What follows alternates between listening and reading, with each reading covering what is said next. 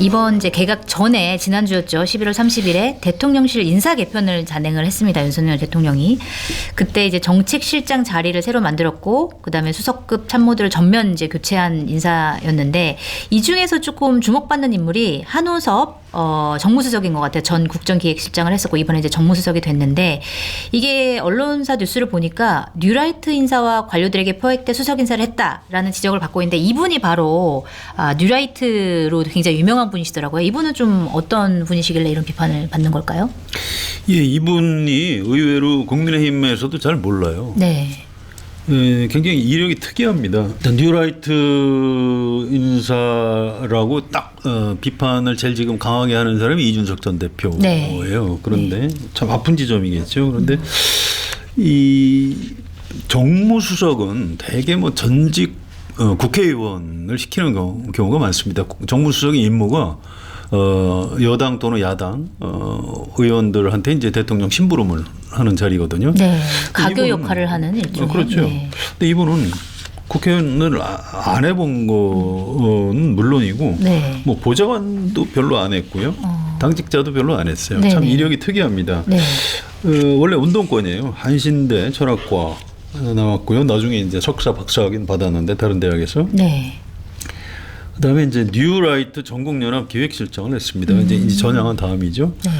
그다음에 이명박 정부에서 대통령 비서실에 정무수석실 행정관을 했어요. 아, 그랬군요. 예, 그때부터 이제 이미 그 이명박 정부에서 뉴라이트 인사들이 많이 들어갔죠. 네. 그 중에 한 명입니다. 또 김문수 경기지사 때 정무특보를 했어요. 이 네. 김문수 경기지사도 이른바 전향한 사람이죠. 그렇죠. 그래서 그쪽하고 같이 일을 했고요. 그다음에 최근에 다시 이제 당에 나타난 거는 김병준 비대위원장 때입니다. 네. 김병준 비대위원장 때 비서실 부실장으로 와서 이 메시지 담당을 했다고 해요. 네. 그래서 김병준 위원장의 메시지가 다 이 한호섭 네. 부실장을 통해서 나갔다고 하고요.